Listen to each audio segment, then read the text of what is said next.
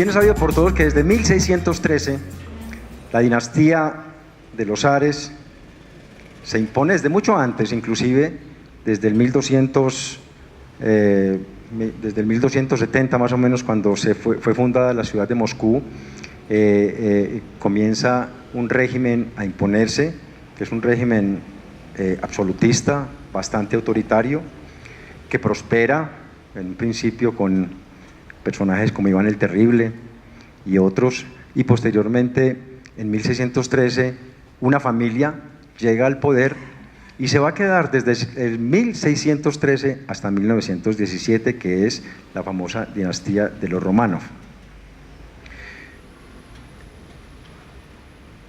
La Revolución Rusa, pienso yo sin lugar a equivocarme, puede ser en términos generales el evento más importante del siglo XX, habida cuenta de que parte en cierta medida la historia de los modelos económicos sociales que venían funcionando en el mundo entero.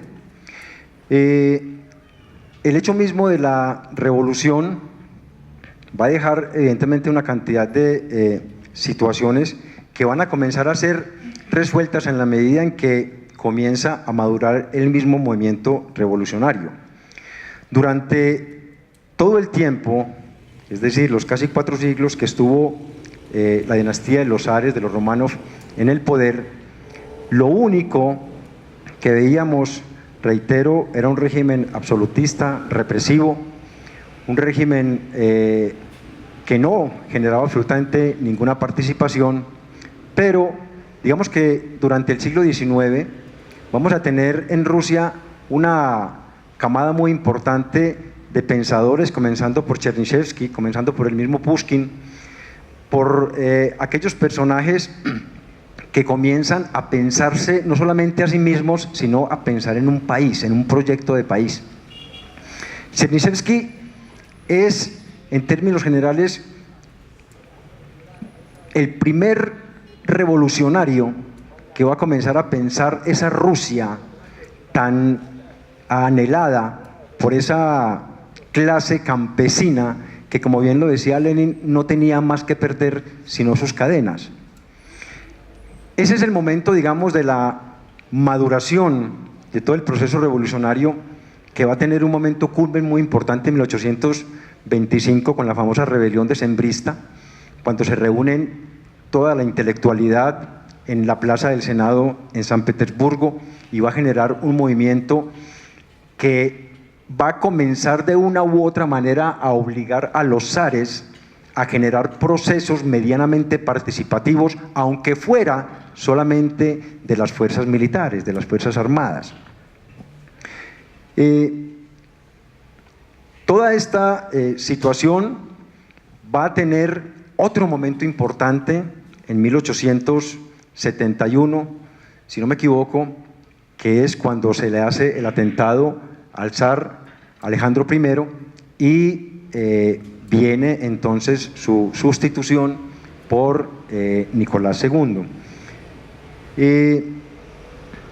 Ese proceso de maduración va a generar evidentemente muchísimas situaciones fundamentalmente represivas, que son los que le van a dar a aquel joven nacido en 1870 en Simbirsk, hijo de maestros, de una maestra y un abogado llamado Vladimir Ilich Ulyanov, más conocido como Lenin, que va a comenzar no solamente a ser un alumno sobresaliente, sino que también va a tener la gran posibilidad de comenzar a convertirse en el primer pensador, digamos, de la posible revolución que debería darse en Rusia en ese momento.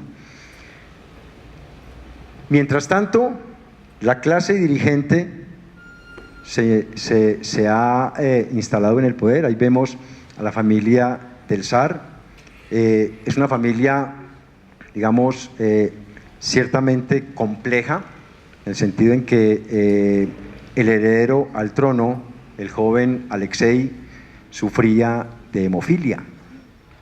Y esa hemofilia, que es una enfermedad que no sufren sino los hombres, las mujeres no, preocupaba mucho al zar Nicolás II, pues porque era el heredero del trono, Alexei era el heredero del trono, el famoso zarevich. Y ahí es cuando comienzan las intervenciones de aquel otro famoso personaje de Rusia, conocido con el nombre de Rasputín, o Rasputin en ruso, personaje que se metió prácticamente en las sábanas de la familia real, hizo de las suyas y comenzó a generar una situación de inestabilidad emocional, digamos, entre la misma familia. Pero al mismo tiempo se viene preparando la primera revolución rusa. Esa primera revolución rusa que es consecuencia de la guerra ruso-japonesa de 1904. La revolución rusa de 1905 es más conocida como el primer gran ensayo de la revolución de 1917. Es en la misma época cuando Lenin escribe un texto importantísimo conocido con el nombre de El desarrollo del capitalismo en Rusia, y donde habla él concretamente de por qué en Rusia, con un capitalismo prácticamente insípido, puede generarse un movimiento revolucionario que eventualmente podría dar al traste con el régimen de los zares. Mientras tanto, ¿qué está pasando por estos lares? Mientras tanto, mientras en Rusia maduraba la revolución a mediados del siglo XIX, Manizales está siendo fundada. Se están inventando lo que conocimos en su momento como la aldea encaramada, ese pequeño poblado, ¿sí?, que algunos juiciosos personajes provenientes de Antioquia quisieron fundar por estos lados, ¿sí?, como consecuencia, digamos, de un proceso de desplazamiento posiblemente forzado por la necesidad de venir a buscar nuevas posibilidades económicas. Pero Manizales comienza a hacerse visible desde el mismo momento de su fundación. Eso ya es importante. Un poco posterior a eso, se va a aprobar en Colombia una nueva constitución que va a generar muchísimas posibilidades de ese encuentro, si se quiere, con la revolución misma, que es la Constitución de 1858, la Constitución de la Confederación Granadina, y en 1863 la Constitución de los Estados Unidos de Colombia, que crea 9 estados soberanos al amparo de una constitución política que va a dar libertad plena, posibilidades de escribir, de criticar, de pronunciarse, de decir, de participar. Vamos a tener además el primer gran intento de reforma agraria, la ley de desamortización de bienes de manos muertas. Ese es una gran posibilidad que, en un momento determinado tuvieron los campesinos colombianos, pero que desafortunadamente jamás se hizo realidad, precisamente por el asunto de el acaparamiento de tierras histórico que hemos tenido, digamos, en Colombia. Digamos que el desarrollo económico de Manizales va a generar tanta expectativa que para 1880 ya vamos a tener el primer banco del comercio, ¿cierto?, que va a comenzar, digamos, como en ese proceso de intercambio económico a puertas de la llegada del café, que va a generar otra posibilidad muchísimo más importante, la de 1915, la creación del famoso Banco de Caldas, que hizo muchísima historia en nuestro departamento.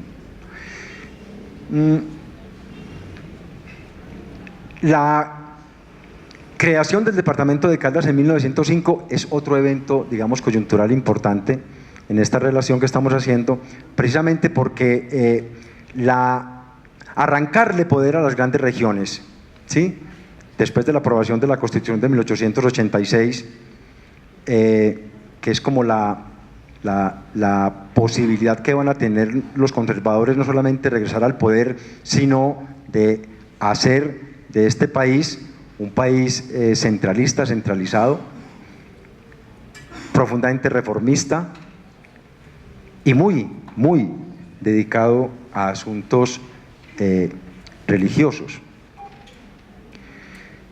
Esa Manizales de finales del siglo XIX y de principios del siglo XX es el inicio muy importante, no solamente de lo que posteriormente vamos a conocer como el Gran Caldas o el eje cafetero, sino que se van a mostrar unos desarrollos económicos y unos desarrollos intelectuales importantísimos para el futuro de esta región. Ahí podemos ver en la imagen los asuntos de represión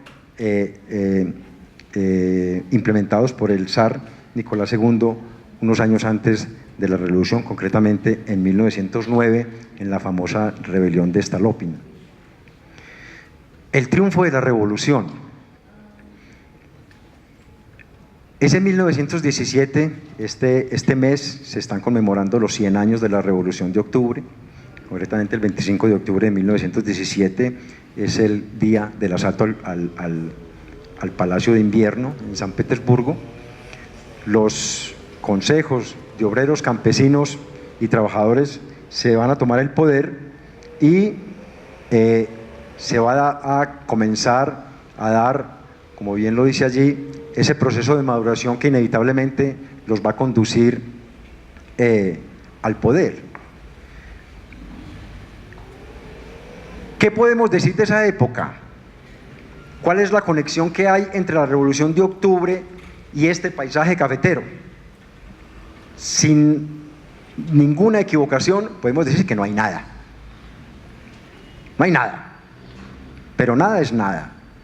Por lo siguiente, el maestro Mauricio Archila, historiador de los movimientos sociales en Colombia, es bastante enfático en decir que las ideas marxistas a Colombia llegan muy tarde, prácticamente en los años 60, 70. Es posible que un poco antes, es posible que en la década del 50, ¿sí?, aquellos primeros pensadores que hayan leído por primera vez El Capital, como Luis Eduardo Nieto Arteta, por ejemplo, ¿sí?, sin necesidad de militar en ningún partido comunista, siendo simplemente activistas sociales. Pero en esta época, en 1917, no hay nada. ¿Por qué? Porque nosotros tenemos nuestros propios pensadores, aquellos pensadores autóctonos de un socialismo criollo, el famoso socialismo raizal del cual hablaba el maestro Orlando Falsborda. Ese socialismo en el que pensaron, por ejemplo, Rafael Uribe Uribe, que decía también enfáticamente, quiere conocer la pobreza, entonces ¿por qué su hijo anda descalzo? Que en aquel septiembre de 1914, cuando lo asesinaron, llevaba bajo su brazo un proyecto de ley de reforma laboral, entre otras cosas, importante actividad política. Y la actividad política de una cantidad de personajes liberales, más que revolucionarios, liberales, pensadores, libre pensadores, que lo que querían fundamentalmente era intentar cambiar el orden mediante el cual el bipartidismo venía manejando el país, pero principalmente, ¿sí?, esa hegemonía conservadora de larga duración que vamos a tener entre 1886 y 1930, dividida en dos: la regeneración entre 1886 y 1904 y la hegemonía conservadora entre 1904 y 1930. ¿Sí? 44 años en el poder de los conservadores que evidentemente van a generar el caldo de cultivo para la posterior violencia política y el surgimiento de las insurgencias en Colombia.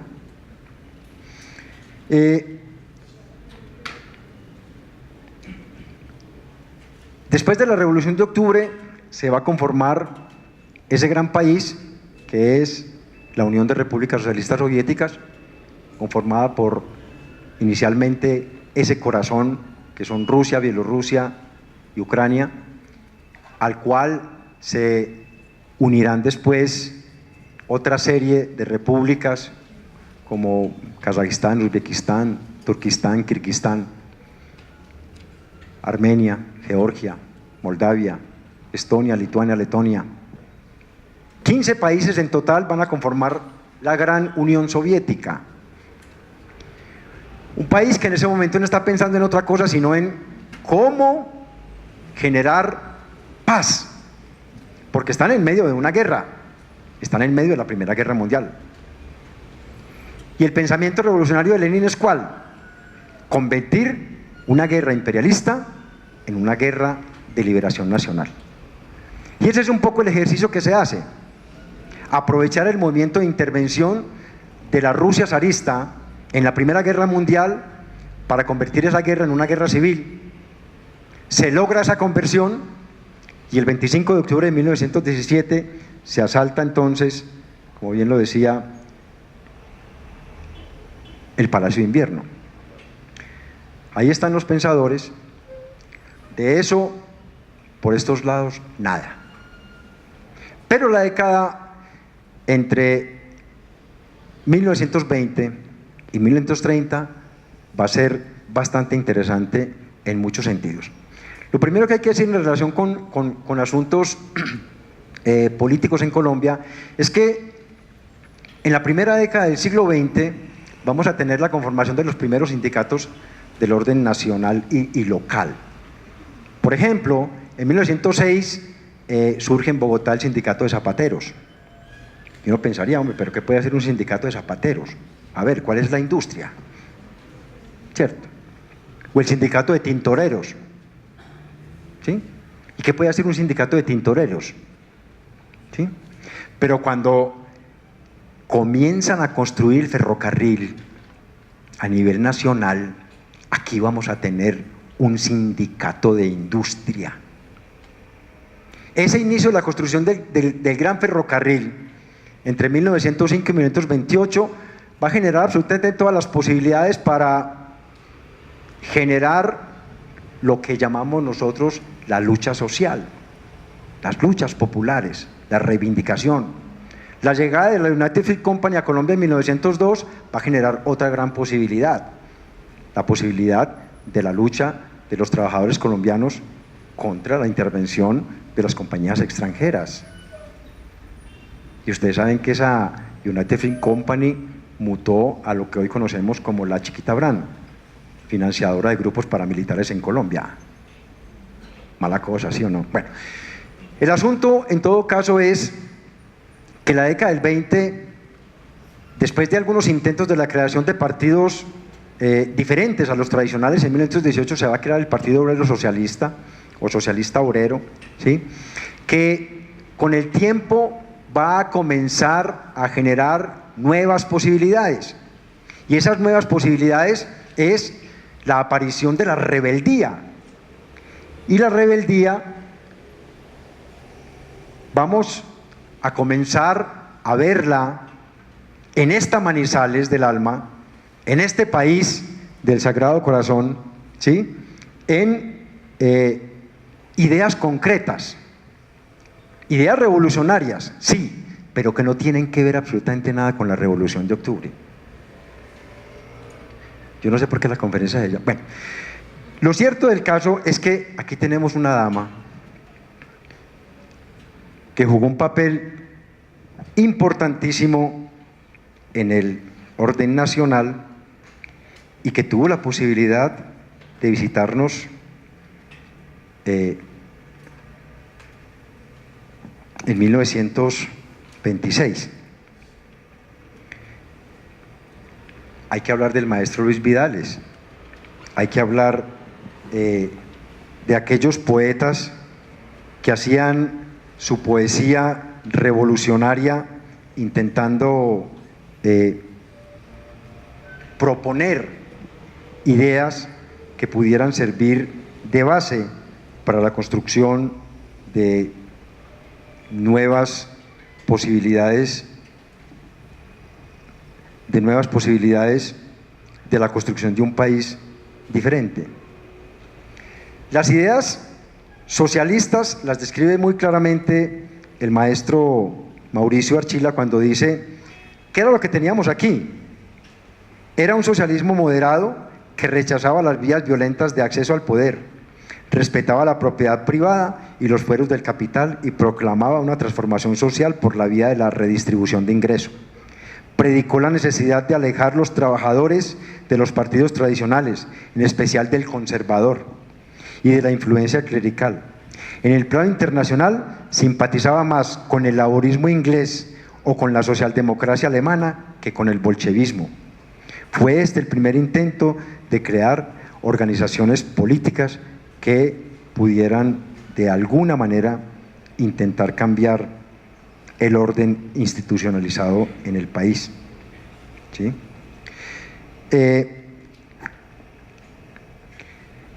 Se crearon para ese momento en Caldas lo que llamaron los clubes del trabajo, ¿sí? Los centros socialistas, haciendo presencia en Manizales. Para 1926, en las primeras filas del movimiento obrero, apareció María Cano, la flor del trabajo, más conocida, llamada así por sus camaradas por su denodada lucha por los derechos de la clase obrera.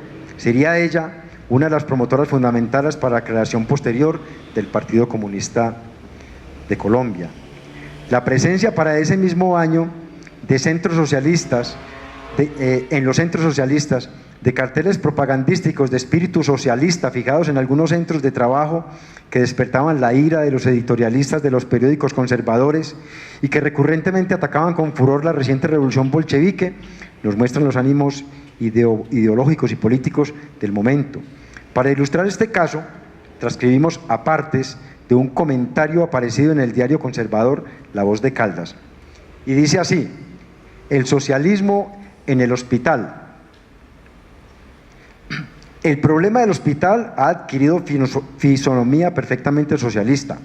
Hoy han aparecido dos carteles de los centros obreros socialistas de la ciudad, con resonantes proposiciones pidiendo al Honorable Consejo su aprobación por unanimidad. Y más adelante dice: si el socialismo, con todas sus características bolcheviquistas, es peligroso en la sociedad, mucho mayor lo será en el hospital. Pero ese acuerdo, en vista del carácter que en día de hoy han tomado las cosas, no puede el Consejo tomarlo en cuenta. Ello constituiría una carta de victoria a una agrupación política de la cual hoy se están defendiendo todas las sociedades organizadas y que aquí mismo en Manizales se ha rechazado cuando ha pretendido aparecer en una u otra forma. Entonces lo que estamos viendo aquí es lo que ha pasado siempre en Colombia. En Colombia la contrarrevolución va un paso adelante. Antes de que llegara cualquier idea diferente a la tradicional del liberal conservatismo, evidentemente ya los pensadores de las élites de poder estaban haciendo sus editoriales. En ese mismo periódico reseñaban la presencia de María Cano en otras regiones de la siguiente manera, comillas: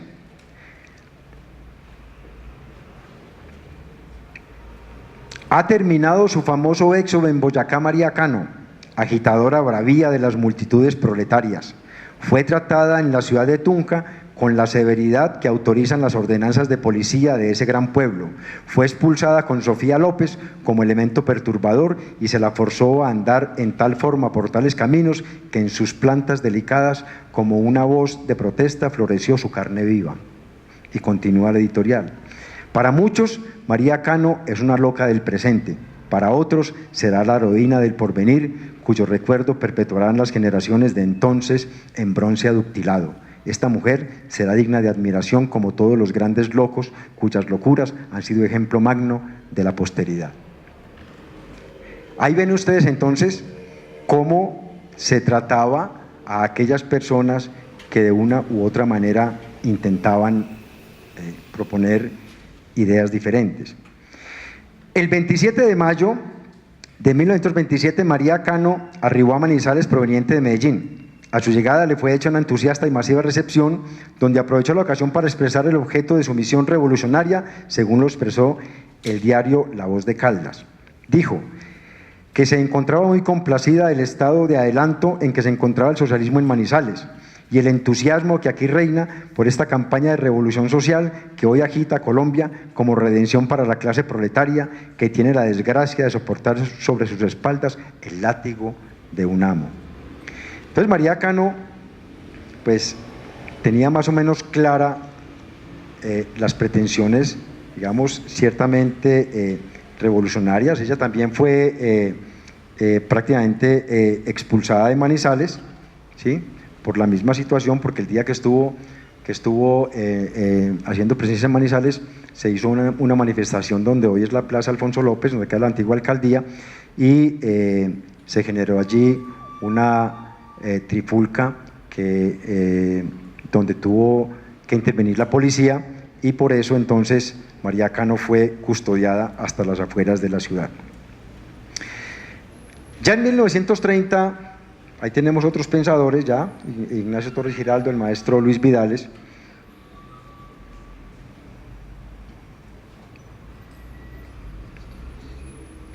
En 1930, nace el Partido Comunista, y el nacimiento del Partido Comunista, digamos, tiene cosas interesantes. Habida cuenta de que pues, evidentemente va a ser el primer partido de oposición que nace en Colombia. Se hace un lanzamiento público que dice que para proclamar públicamente la creación del Partido Comunista, el pleno fundador había programado una manifestación en la Plaza de Bolívar de Bogotá el 17 de julio con el fin de hacer públicos los objetivos de su lucha. Cuando uno de los obreros denunció a Olaya Herrera como un agente de los monopolios norteamericanos, la manifestación fue atacada por militares liberales, generándose una trifulca en la que los comunistas, en franca minoría, se vieron obligados a replegarse. Y esto fue comentado por uno de nuestros personajes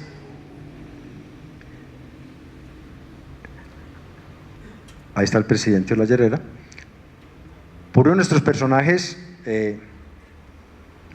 importantes, editorialista, ¿sí? Y en Manizales, el diario El Universal, dirigido por el intelectual manzanareño Bernardo Eras Trujillo, editorializaba así, de manera virulenta, lo sucedido en la capital en una columna titulada «Contra la barbarie comunista», comillas. La turba de bandoleros moscovitas que, asusados por la canalla conservadora, agredió al pueblo liberal en Bogotá, apenas nos merece un infinito desprecio saturado de asco y de náuseas y repulsión. 4 apaches analfabetos, cuatreros y salteadores de caminos que han traficado por todos los partidos mendigando un pan, aventureros asalariados por Rusia unas veces y por Yanquilandia otras, arrojaron la baba biliosa de sus palabras groseras y hediondas sobre el altivo pueblo de Bogotá y sobre la reputación inmaculada del doctor Olaya Herrera. Por el solo hecho de que el liberalismo anhela construir la nacionalidad vilipendiada y de que el presidente electo deja su remanso de Washington para servir a los intereses de Colombia, a pasar de las tempestades del Sina, de los garrotazos de esparto, de algunos oradores pirotécnicos y grasosos como un molusco que se arrastra penosamente. Por encima de todas las trabas que se nos ponen a la obra de reconstrucción nacional, nadie podrá detenernos. Y más adelante dice el insigne escritor y periodista: es urgente que las clases trabajadoras y los intelectuales no enfoquemos la pupila hacia Roma, Moscú, Manchester o Detroit. Miremos a Colombia, porque el meridiano está en ella misma. Las reformas sociales las haremos colombianamente y no soviéticamente, como algunos idiotas intoxicados de literatura roja lo quieren. El clima intelectual de Colombia no es el mismo de Rusia y nosotros no dejaremos prosperar un solo versículo de doctrinas que atenten contra la patria o la familia y las que haremos rabiosamente para purificar la tierra prostituida. Jesús credo. El personaje en mención entonces, siendo liberal, defiende de manera bastante virulenta también la obra de Olaya Herrera, que ni siquiera ha comenzado. Porque Olaya Herrera fue elegido en 1930 como presidente de la República, ¿sí?, a instancias de la gravísima división que se va a generar en el Partido Conservador cuando lanzan 3 o 4 candidatos, pues, entre los que se encontraban Alfredo Vázquez Cobo, Pedro Justo Berrío, Guillermo Valencia, etcétera, ¿sí? Y esa división del Partido Conservador pues le va a generar las posibilidades que no podía desaprovechar el Partido Liberal para llegar al poder, y llega al poder en 1930 y va a comenzar entonces la República Liberal.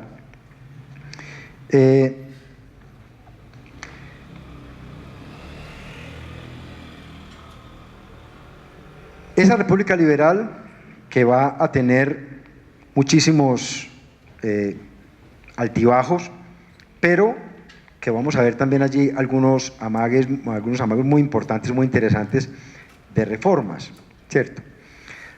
Precisamente porque a Enrique Olaya Herrera le van a tocar parte, digamos, de la crisis económica del famoso crack de la Bolsa de Wall Street de 1929 al 33, y posteriormente la llegada de el reformador, ¿no?, Alfonso López Pumarejo. Entonces, después de la aprobación de la Ley 83 del 31, justo para las elecciones regionales, Miguel Ángel Delgado Nieto, quien escribía bajo el seudónimo de Michel Legris en el semanario Nacionalismo del 4 de septiembre de ese mismo año, apuntaba: pero lo que más extraña no es eso, refiriéndose a los movimientos meramente presupuestales de los candidatos de los partidos tradicionales, sino que los renglones obreros que han de integrar la plancha de las izquierdas no han sido aún determinados por el pueblo. Con andar medroso, pausado, hemipléjico, parece que los proletarios se van acercando a las elecciones sin que se atrevan a lanzar sus candidatos autóctonos, tal vez en espera de que la burguesía liberal les imponga o señale este o aquel profesional o patrón para que los presente en el consejo, y o sarcasmo, para que vaya a defender los intereses de la masa atormentada. Decidimos esto porque los renglones obreros no deben ser nunca extraídos de la burguesía escarlata, ni aun siquiera del obrerismo radical, sumiso, como siempre, a las órdenes antiproletarias de sus jefes políticos de alto bordo. Los renglones obreros deben ser extraídos de la fracción del socialismo, por no decir del comunismo, para evitar ataques de apoplejía a ciertos rubicundos proletarios que aún tienen esos pudores farisaicos con que solo aman exteriorizar sus aspavientos virginales los miembros fanáticos de cualquier sociedad de San Vicente. Esa es la posición de un escritor manizaleño, ¿sí?, frente a la situación que se está viviendo en el orden nacional. Lo cierto del caso es que el propio presidente Olaya Herrera se ve obligado entonces a firmar esa Ley 83 que va a permitir la creación de los movimientos sindicales. Surge entonces el sindicalismo en Colombia después de, digamos, un penoso camino, ¿sí?, de la conformación de lo que llaman los sindicatos de industria. Lo que hace la Ley 83 de 1931 es desarticular los sindicatos de industria para priorizar el sindicato de base. Es decir, que las convenciones colectivas a nivel nacional no podían hacerse, sino que tenía que ser a nivel de cada sindicato de base. Pero entonces, con la creación de la CTC, de la Confederación de Trabajadores de Colombia, va a generarse la gran posibilidad de no solamente agrupar la clase obrera en una gran confederación, sino que por encima de la Ley 83 se va a fortalecer el movimiento sindical con el fortalecimiento mismo, y valga la redundancia, de los sindicatos de industria o los sindicatos del orden nacional. Al mismo tiempo, en 1933 sale la disidencia unirista, ¿sí?, creada por Jorge Eliezer Gaitán. Un movimiento, pues, ciertamente revolucionario en el sentido liberal, ¿sí?, porque no es un secreto para nadie que entre el Partido Comunista y Jorge Eliezer Gaitán jamás hubo ni la más mínima pizca de cercanía. Gaitán, con la creación de la Unión Nacional de Izquierda Revolucionaria, se convierte evidentemente en una piedra en el zapato, y viene entonces aquí todo el proceso de la construcción de lo que es el personaje de Jorge Eliezer Gaitán como el caudillo del pueblo. La creación de la CTC entonces pasa a ser uno de los hitos históricos, digamos, importantes, ¿sí?, en el orden nacional. Y de otro lado, la reforma constitucional de 1936, con la propuesta, pues, de la ley 200, la ley de tierras, va a traer, digamos, consecuencias bastante incómodas, ¿sí?, no solamente para el mismo presidente López Pumarejo, sino evidentemente la respuesta que va a obtener López Pumarejo de las élites de poder en relación con la ley 200, ley de tierras, es la generación de unas situaciones de violencia que van a servir de caldo de cultivo para la generalización de la violencia en Colombia.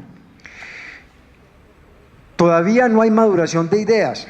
El mismo Partido Comunista está, digamos, como en ese proceso de acercamiento a lo que es el ideario, digamos, si se quiere, de la revolución socialista. No hay textos, no hay datos que nos indiquen que para esa época ya hubieran llegado a Colombia textos que hicieran referencia a las obras de Lenin o de Stalin o de Trotsky, ¿cierto? Ni siquiera las obras de los escritores rusos, ¿cierto? Lo que conocíamos era lo clásico, ¿cierto? Un Dostoyevsky posiblemente, porque Chekhov llega mucho después, porque Pushkin ni siquiera llegó, ¿cierto? Y la obra de Pushkin es absolutamente maravillosa, porque se me olvidó este señor, el gran poeta de la revolución, Mayakovsky, ni siquiera lo conocemos, ¿sí? Entonces, no hay manera alguna de decir que las ideas socialistas provienen fundamentalmente de esa gran cantidad de literatura que llega de la Unión Soviética, porque en ese momento, insisto, la Unión Soviética está ocupada en lo suyo. En la década del 20, en la consolidación, digamos, de lo que es el poder de los soviets, ¿sí? En la década del 30, en la gran purga stalinista, ¿sí?, hacia el mismo Partido Comunista, y en 1936 concretamente en la famosa declaración del triunfo del socialismo en todos los frentes, ¿sí? Pero el triunfo del socialismo en todos los frentes va a implicar ¿qué? Va a implicar un llamamiento prácticamente a la guerra, porque en 1936 en la práctica va a estallar la Segunda Guerra Mundial. Cuando estalla la Guerra Civil Española, ¿qué es lo que vamos a tener allí? Una pequeña guerra mundial. Allí nos están diciendo qué es lo que va a pasar, ¿sí?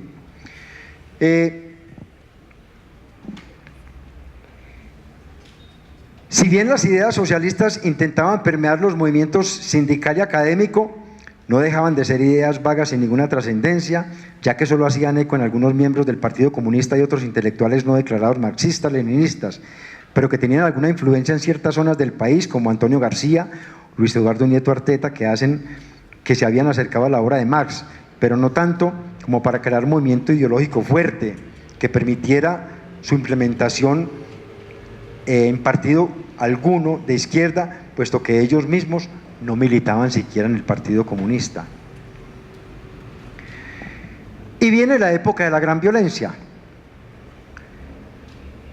Y con la época de la gran violencia viene lo que conocemos como el paralelismo sindical, la creación de la UTC en 1946 bajo el gobierno del presidente Mariano Ospina Pérez, pues entonces nos va a dejar una trágica división del movimiento sindical en Colombia, que posteriormente se va a reflejar en la otra gran división, porque la CTC, la Confederación de Trabajadores de Colombia, estaba dirigida por liberales y comunistas, y eso había sido permitido por el gobierno mismo de López Pumarejo, en su primer y en su segundo periodo, del 34 al 38 y luego del 42 al 46.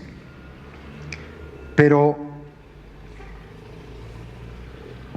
en el 45, digamos que comienza un poco a terminarse el baile entre comunistas y liberales, y viene el asunto de la separación. Y ya para esa época vamos a tener personajes como lo que están ustedes viendo en la pantalla. El maestro Gilberto Alzate Avendaño, pensador, conservador recalcitrante, ¿sí? No nos vayamos a extremos pues como para decir que eventualmente podría tener un pensamiento neonazi, de pronto hasta ya no, pero tenía una idea de país muy diferente a lo que tenían los mismos liberales. Y el personaje evidentemente hace aportes importantísimos a el asunto de el fortalecimiento de la región, por supuesto. El asesinato de Gaitán pues va a ser un evento que claramente, en palabras del maestro William Ospina, parte de la historia de Colombia en dos. Yo realmente no creo que el asesinato de Gaitán parta de la historia de Colombia en dos, porque la época de la gran violencia ya había comenzado, de hecho desde 1932. Las primeras noticias de las grandes masacres las vamos a conocer en el periodismo nacional a partir de 1932. Viene el asunto de la Segunda Guerra Mundial y digamos el triunfo, si se quiere, soviético sobre la Alemania nazi, y posterior a eso el asunto importante de la Guerra Fría. La Guerra Fría, digamos, es la gran posibilidad que van a tener las dos grandes potencias para comenzar a generar como ese proceso, digamos, de bueno, acerquémonos entonces ahora hacia el mundo, cada uno por su lado, ¿no? Y la Unión Soviética, ¿cómo se va a acercar a América Latina? Hay acontecimientos que nos van a obligar a ese acercamiento, querámoslo nosotros o no, y es, en principio, la Revolución Cubana de 1959, ¿cierto? El 1 de enero de 1959 triunfa la Revolución Cubana, que más conocemos como la Revolución de los Barbudos, y eso va a generar un acercamiento de la Unión Soviética hacia acá. De hecho, la primera cantidad de estudiantes extranjeros que se van a recibir en Rusia, la Unión Soviética, van provenientes de Cuba. Nosotros todavía no estamos en la lista, ¿sí? Pero estamos haciendo cola. ¿Por qué? Porque ahí viene el otro asunto, ¿no? Viene la creación de la CSTC. En el año de 1964 nace la tercera central sindical de Colombia. En el 36 nace la CTC, en el 46 nace la UTC y en el 64 nace la CSTC. Esta dirigida fundamentalmente por comunistas, ¿sí? Y ahí es cuando comienzan a tenderse los lazos, digamos, de amistad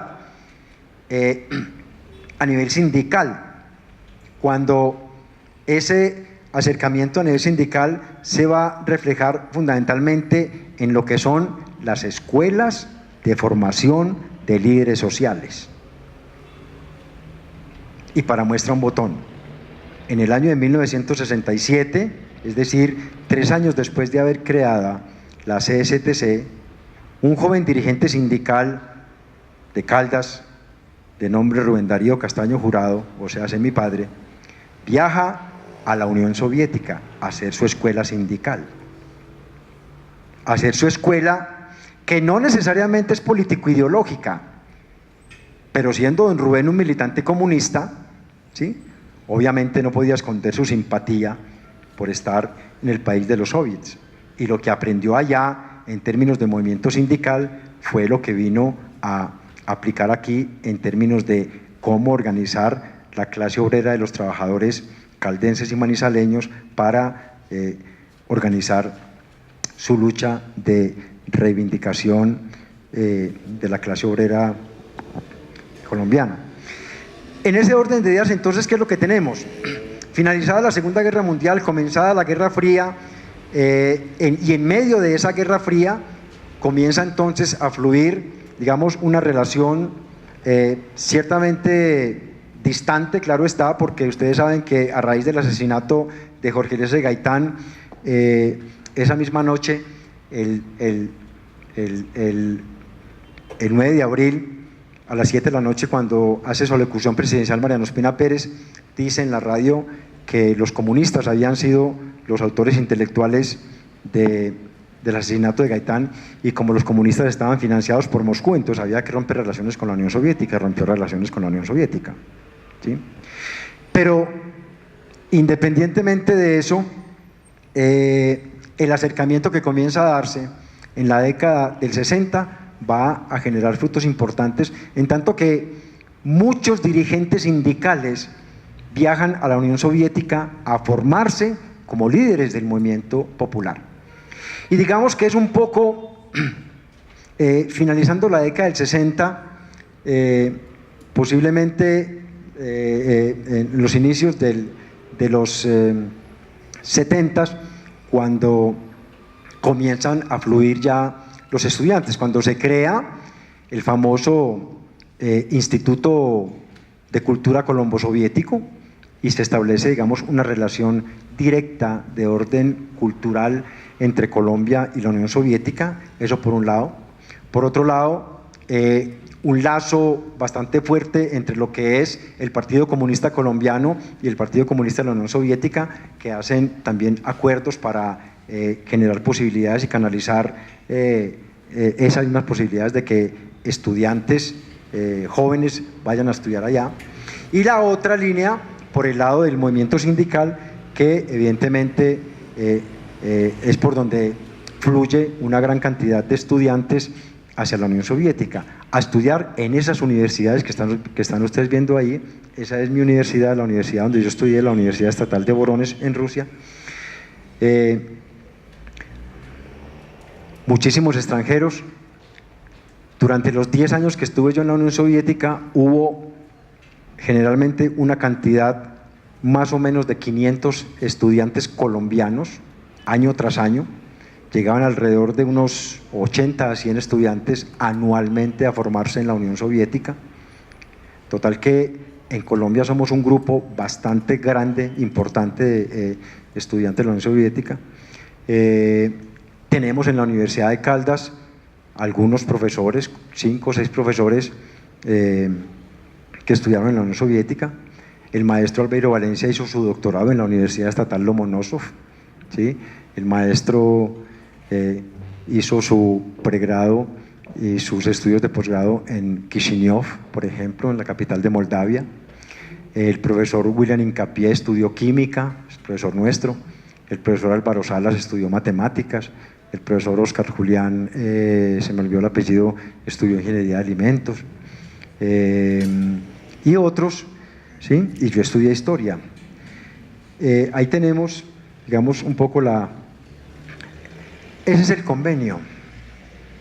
Hemos firmado un convenio con la universidad y eso nos da la posibilidad de comenzar a generar un intercambio muy interesante con la Universidad Estatal de Voronezh en Rusia. Y volviendo al tema del movimiento sindical, don Rubén, uno de los más respetados representantes del movimiento sindical en Caldas, presidente de la Federación de Trabajadores de Caldas, miembro confederado de la Confederación Sindical de Trabajadores de Colombia, miembro del Comité Central del Partido Comunista y cofundador de la Unión Patriótica, y por eso fue que lo asesinaron en 1985. Dedicó más de la mitad de su vida a la formación en la escuela sindical de líderes sindicales, ¿sí?, del movimiento sindical caldense.